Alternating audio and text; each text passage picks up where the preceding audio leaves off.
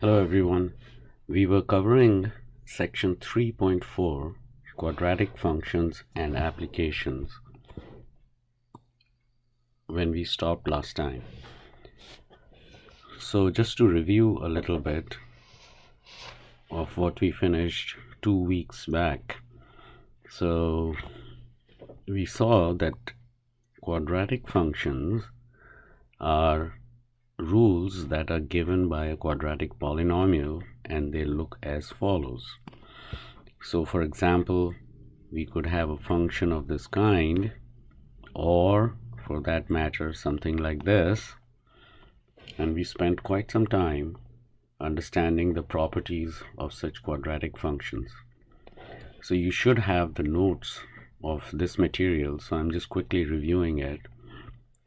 So the first thing is, we know the shape will be a parabola, and the value of a, which is this number here, gives you whether the parabola opens upwards or it opens downwards. So if a is greater than 0, then the parabola opens upwards, and if it is less than 0, then it opens downwards. So the next important property of a parabola is a vertex. When a parabola opens upwards, then the lowest point is called a vertex, and when the parabola opens downwards, the highest point is called the vertex. So the simple formula to find it is as follows.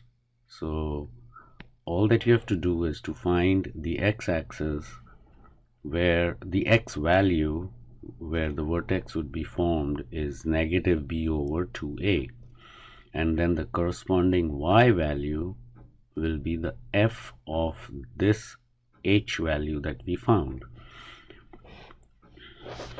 So we did examples of this, and very soon we would be applying this fact. Then the other two important things are the x-intercept, and that is the point where the parabola intersects the x-axis, for example these 2 points, and that is found by setting y equals 0 and finding the value of x. On the other hand, to find the y-intercept, which is this point, you would set x as 0 and find y. So to apply this, we worked on this particular example, and this was done on the board in class. Now let's look at the applications of quadratic functions. So there are two kinds of applications. Type 1 is based on the properties of quadratic functions. That means essentially something based on the vertex.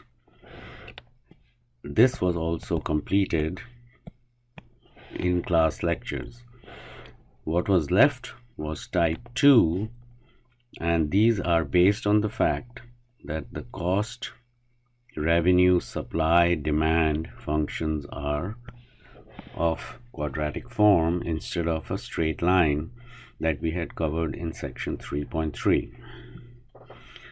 So quickly reviewing the very first question, suppose there is a store, art shop, and it knows that its profit function is given by this quadratic function. So the profit is given by minus x squared plus 12x minus 33, and x is the number of paintings that it sells in a day.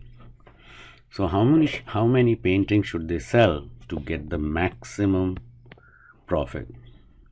So that means let's first look at the function, and you would notice that its shape is of this kind, which means face down. So the maximum would be at the vertex, and this is the point that we are looking for. So x star, which is also same as h, is given by this formula, minus b over 2a. So that would give me negative 12 divided by 2 times negative 1, and that would be 6. So they should be selling 6 paintings to get the maximum profit. Now the profit itself would be the y value for this particular x. So that means we have to compute profit when x is 6. So if you plug in the value of 6 in this function, then you would get 3. So that means $3,000 because this function was in thousands. Similarly, we had another question which we finished in class. Now we are going to move on to type 2 problem.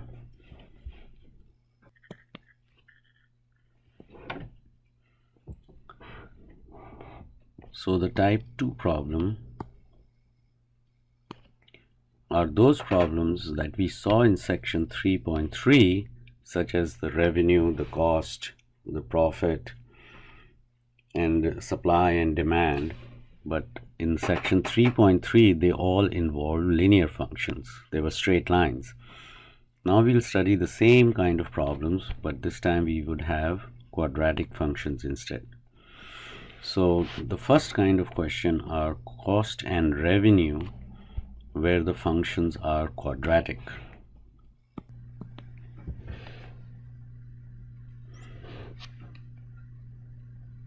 So in section 3.3, we had seen problems involving cost and revenue functions which were linear. For example, when they are linear, the cost function was a straight line and the revenue function was also a straight line. So this was cost and this was revenue.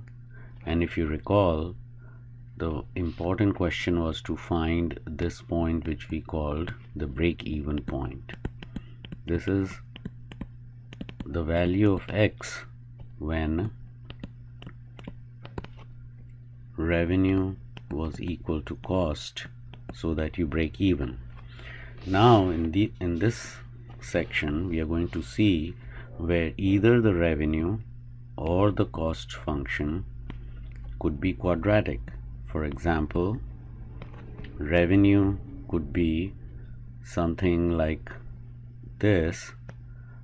This could be revenue, and the cost function may be something like this. So this could be the cost. So we are interested in finding this intersection point. So let's look at this question. So in this question, we have to find the break-even point, and revenue is given by this function, cost is given by this, and then there is a constraint on the value that x can take. That means it has a specified domain. So x must be between 0 and 150. And that happens very many times when your factory can only make less than 150 units of any particular product. So to find the break-even point, we are going to set the revenue equals cost, and then we will solve for x. So let's do it. So we are going to have 300x minus x squared equals 65x plus 7,000. So basically I said the revenue equals cost.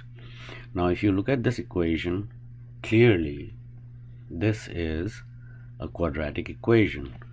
So first thing we are going to do is move to one side so that you have 0 on the right side, so that you have 0 on the right side. The usual way of solving a quadratic equation. So if I do that, I'm going to get x squared plus 65x minus 300x plus 7000 equals 0. So this gives me x squared minus 235x plus 7000 equals 0. So now we have to solve this quadratic equation. Now, as usual, we can solve it either by factoring or we can use the formula. Either way, whichever one works out, you can always solve a quadratic equation. So in this particular case, most of us would use the formula. However, it just turns out to be that this is also easy to factor. So we could factor it as x minus 35 times x minus 200. So this factor tells me that x could be 35 and this factor tells me that x could be 200. So either it is 35 or it is 200. So there seems to be two solutions, but if you notice carefully that x should have been between 0 and 150 because your factory or your company cannot make more than 150. So that means this is no, this is not possible. So this must be the only answer. So your final answer is x is equal to 35. So this is the break-even point.